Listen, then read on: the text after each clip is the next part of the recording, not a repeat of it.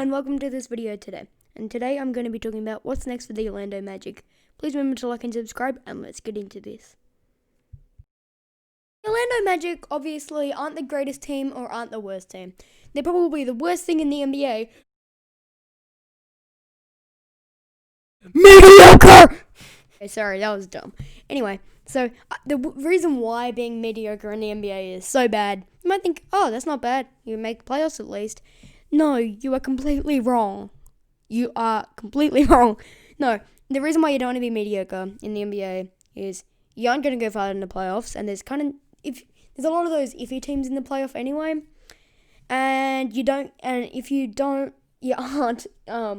you're mediocre, you aren't going to get necessarily a high draft pick to get better.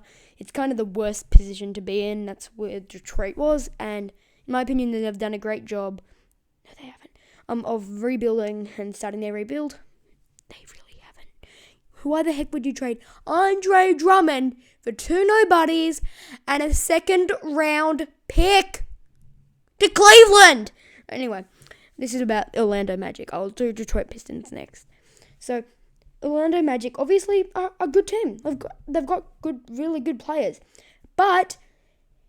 And you've got some nice young players as well, but you haven't got enough young players to counteract for the amount of players that are mediocre and aren't going to help you win championships. Because the main goal, of course, in the NBA is to win championships. Duh.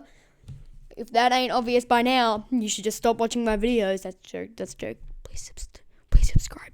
Anyway, that's the reason why is because I'm just saying that you need to make sure that you're not mediocre, so that way you can continue to get good and you are more attractive to free agents.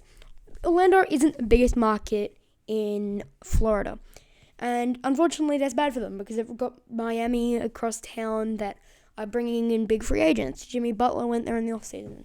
I don't know a single player that went to the Orlando Magic to play for them. I don't know a single one. Please write down in the comments if you know one. Obviously, I think they've re-signed their dudes, but yeah. Okay, I'm going to talk about the bright side. I love Jonathan Isaac.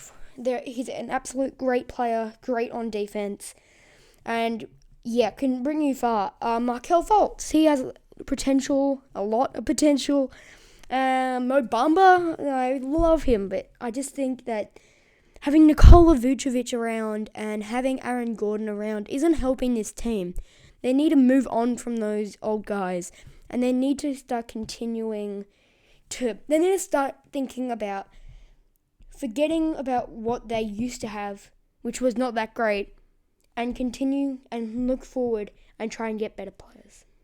So, what am I saying is, number one, they should trade Aaron Gordon and Nikola Vucevic for picks.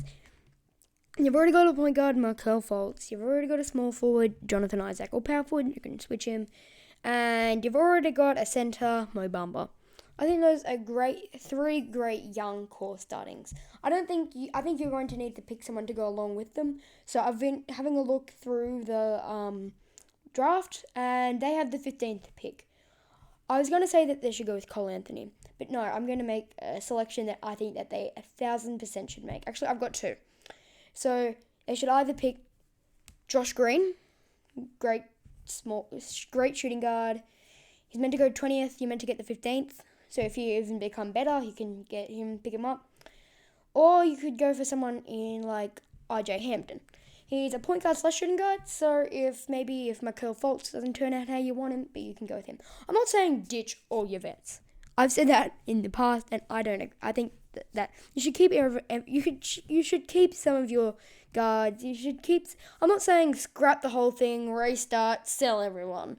I'm saying that you should do that for some players. I don't think that you're going to build with Aaron Gordon and Nikola Vucevic. I just don't think that's the right thing.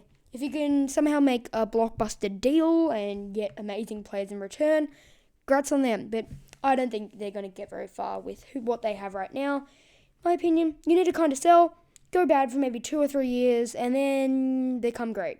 I think that's kind of the plan. I think that should be their plan for them. I normally just say this is their issues. Hope you enjoyed. Now subscribe. That's what I normally do. But I'm trying to provide more solutions now. But do I reckon that's a good idea? Hell yes. Draft someone like a Josh Green. Draft someone like an RJ Hampton. That's where you should go.